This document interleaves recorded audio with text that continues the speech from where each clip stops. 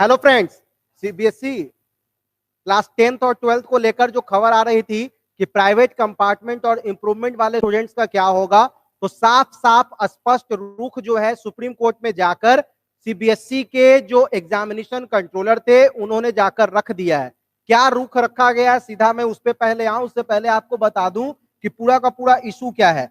Basically issue ये है कि 10th और 12th के वो बच्चे जो या तो कंपार्टमेंट लगे हुए हैं, या तो जिनका प्राइवेट लगा हुआ है, या तो जो इम्प्रूवमेंट है, उन बच्चों को मार्क्स कैसे दिया जाएगा, ये बहुत बड़ा गंभीर समस्या बच्चों के लिए बना हुआ था। लगभग बहुत सारे ऐसे बच्चे जिनके कंपार्टमेंट लगे थे, जिन्होंने इम्प्रूवमेंट के लिए फॉर्म डाला था, और जो प्राइवेट कैंडिडेट थे, तो सुप्रीम कोर्ट में सीबीएसई ने पूछा था, सुप्रीम कोर्ट से सीबीएसई ने पूछा था कि आप ये बताइए कि इनको मार्क्स देने के लिए क्या क्राइटेरिया होगा। तो कल जाकर जवाब सीबीएसई ने सुप्रीम कोर्ट में दिया है कि सर ये ऐसे बच्चे हैं, कंपार्टमेंट वाले हो या प्राइवेट वाले हो या इंप्रूवमेंट वाले हो, फर्स्ट कंपार्टमेंट वालों को तो हम पास कर दें, जिनको पहली बार कंपार्ट लगा है उनको तो हम पास कर देंगे, उसमें कोई दिक्कत नहीं है। लेकिन जो सेकंड कंपार्ट वाले बच्चे जो निकल कर आए हैं, इनको हम पास नहीं कर सकते हैं।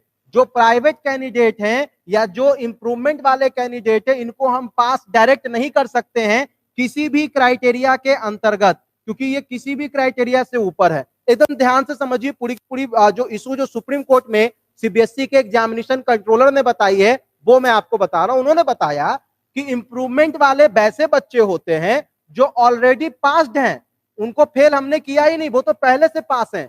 इनको बस अपने नंबर को बढ़वाने के लिए एक अपॉर्चुनिटी और चाहिए थी, तो वो अपॉर्चुनिटी उनको अगले एग्जाम में दी जाएगी, क्योंकि इनका तो एडमिशन भी ऑलरेडी हो चुका है, इनका तो एडमिशन भी नहीं रुका हुआ है। तो इन बच्चों को इस माध्यम से मार्क्स देने का तो चांसेस उठता ही नहीं है, क्योंकि पिछली बार भी इनको इसी तरीके से मार्क्स दिए गए थे।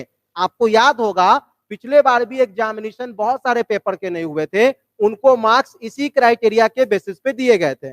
वहीं जो प्राइवेट कैंडिडेट है, इनके बेसिस पे सुप्रीम कोर्ट को सीबीएसई ने सीधे बताया कि प्राइवेट कैंडिडेट्स का तो कोई डेटा मेरे पास है ही नहीं, उनका एडमिशन 9th और 10th में हुआ, उन्होंने पहले कैसे काम किया, क्या किया, नहीं किया, स्कूल के पास बस 2 डेटा होता है, कुछ एग्जामिनेशन का, क्योंकि ये सारे एग्जामिनेशन में पार्टिसिपेट नहीं करते हैं, और कुछ फिजिकल प्रैक्टिकल का। लेकिन इस पिछली बार तो प्रैक्टिकल भी नहीं हुआ है 9 का, और ना ही 10th का इस बार हुआ है। तो इसलिए कहा गया कि इनके भी मार्क्स अगर हम लोग को ढंग से देना है तो हमें एग्जामिनेशन ही कंडक्ट करवाना पड़ेगा। अब कुछ बचा ही नहीं, चाहे वो इंप्रूवमेंट हो, चाहे वो कंपार्ट हो, चाहे वो प्राइवेट हो, इन सब के बारे में जब सीबीएसई के एग्जामिनेशन कंट्रोलर ने ये कहा, तो सुप्रीम कोर्ट ने पूछा कि आप मुझे ये बताइए कि अब एग्जामिनेशन इनका कब कंडक्ट करवाया जा सकता है, जिससे इनको जल्द से जल्द रिजल्ट दिया जाए और इन्हें एडमिशन लेने में दिक्कत ना हो। तो सुप्रीम कोर्ट में सीबीएसई ने जवाब दिया, अगस्त में ले लिया जाएगा इन बच्चों का भी एग्जाम, जो डिससेटिस्फाइड होंगे अपने रिजल्ट से उनका भी, और जो इन चक्कर में फंसेंगे उनका भी। तो बस अभी की जो सबसे बड़ी खबर है कि अगस्त होने वाला है, आप लोगों के लिए एग्जाम का साल, एग्जाम का महीना, एग्जाम का हर दिन अगस्त में ही गुजरेगा। इसलिए पढ़ना फिर से चालू कीजिए, अगस्त को अपना दोस्त बना लीजिए, चाहे वो 10th की बात हो या वो 12th की बात हो। रिजल्ट जो है वो अगस्त के एग्जामिनेशन के बाद ही सही होगा।